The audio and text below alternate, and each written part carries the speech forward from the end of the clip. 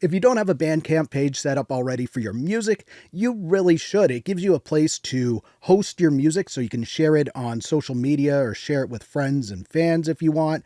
It gives you a place where you can sell your music because you can sell it on there. It's a search engine so people can discover your music on there. You can build a mailing list for your fans on there. There's so much you can do with a Bandcamp page. So let's look at how easy it is to set up a Bandcamp artist page. So first you want to go to bandcamp.com, and that's where we are right here. Then you want to go to sign up. Now, when this window pops up, you want to sign up as an artist or maybe as a label, but for now we're going to sign up as an artist. So we'll click on that. And then we just scroll down to near the bottom. You can read all about this stuff in here if you want, but the actual sign up link is near the bottom. So we'll scroll down there, and there it is. Click on that. And this is where you can enter in your information. So I do have a few Bandcamps set up already, but I'm creating one for a new project that I'm working on. And you can actually link your different artist accounts together so you can access them just from one login, which is really nice. So I'm just going to fill out this information here.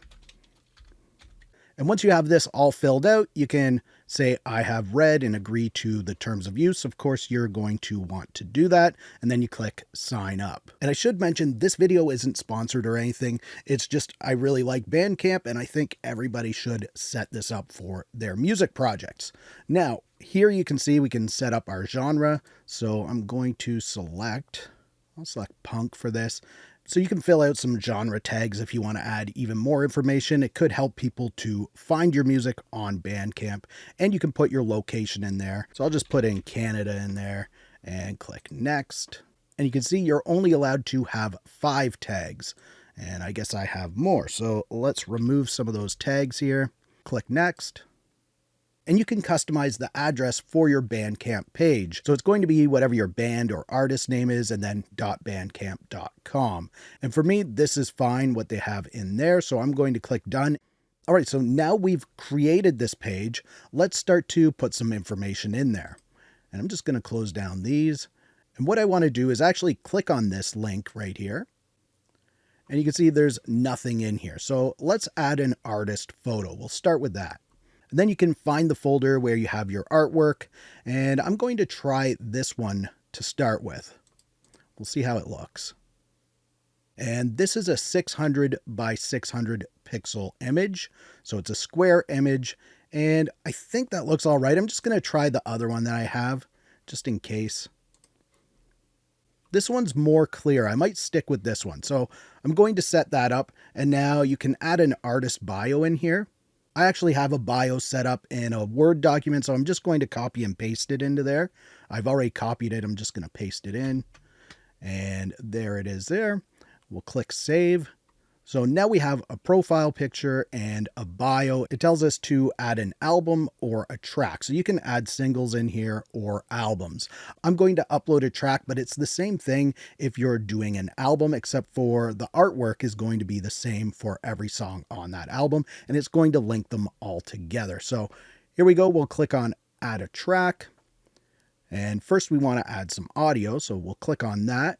And you'll locate wherever you have your audio. And one thing to note about this is you want to watch the naming of the actual file, because if somebody pays for your track and they want to download it, it's going to be named whatever the file name is. So you kind of want it to be set up nice and not just, edit 4, edit 5, something like that. So be sure to name it whatever you want people to see. So I'll click on that and it's going to upload there.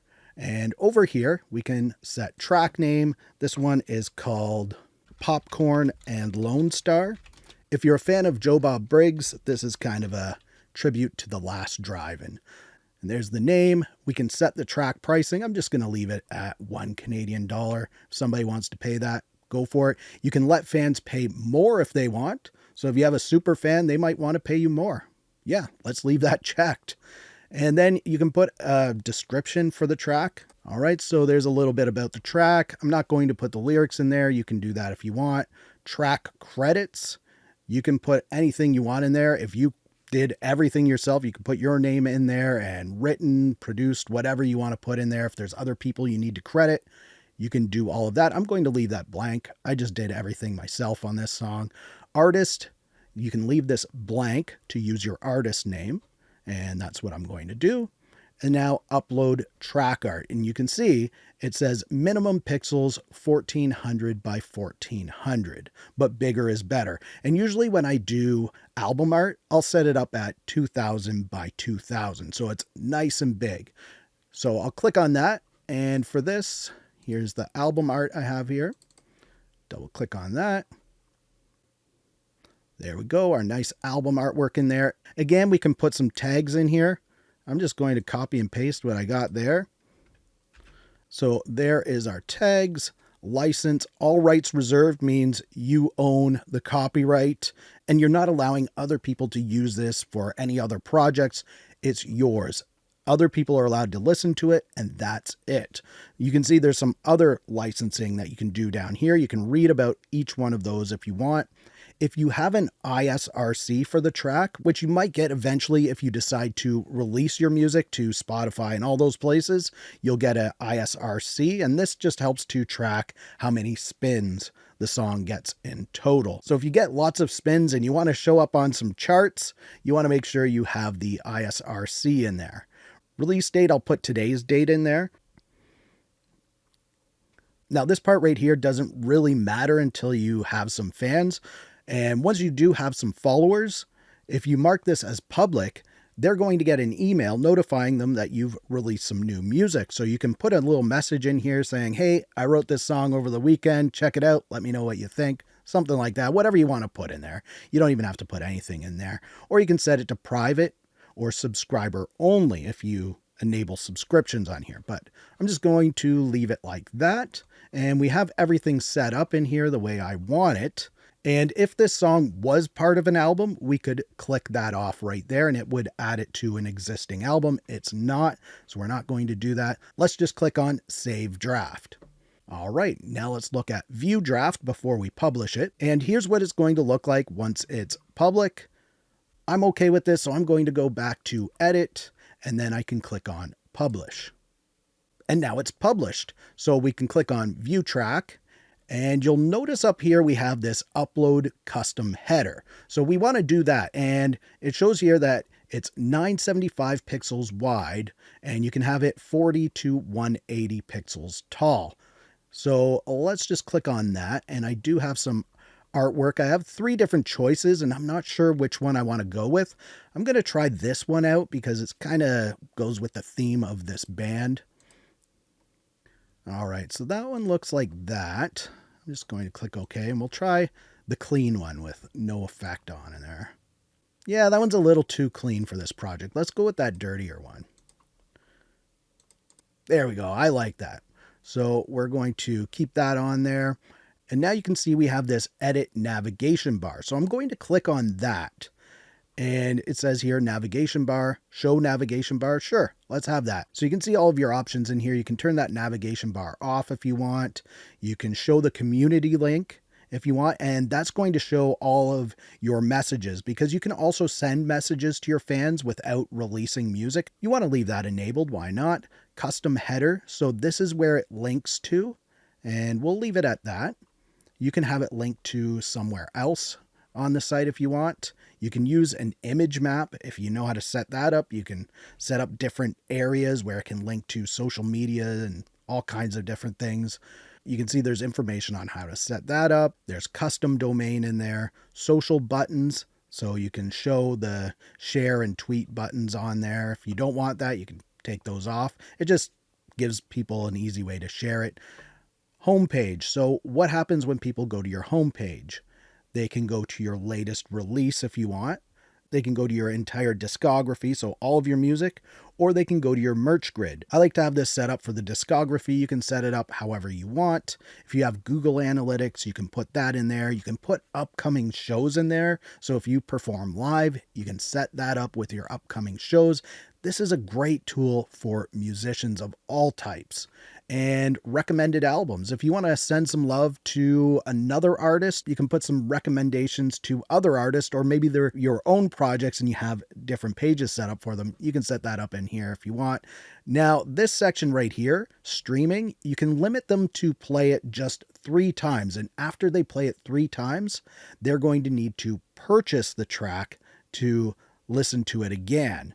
You can disable that and they can listen to it however many times they want, or you can increase the amount of plays that they're allowed to have. Whatever you want to do, it's up to you. So I might set this up for 5. Why not? If somebody actually wants to listen to it 5 times, go for it. And I'm going to click save. So I have that set up now. So let's go to our dashboard, which is this right here. And you can see if we had some plays, it would show up in here, or you can go to your stats here and all of your stats would show up. And then you can break it down for all kinds of different ways you can break it down. Now, what if I want to link this to another account? Well, I just go up to our little profile picture, click on that. And if I go into settings, and then you can see over here, we have connected accounts. Then I want to go to connect an account. So you can see here, you can read all that if you want, but I'm going to click continue. And then you would just log into whatever that other account is. So once you have your login info in there, you can click connect.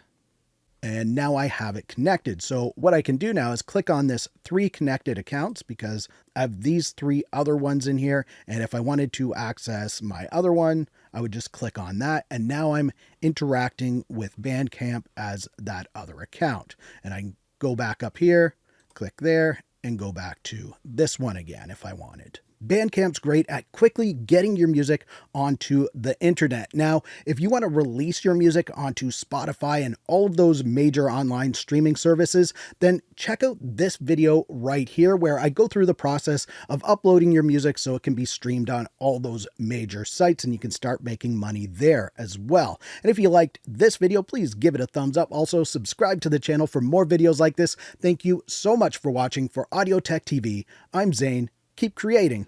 Fist bump. Thumbs up.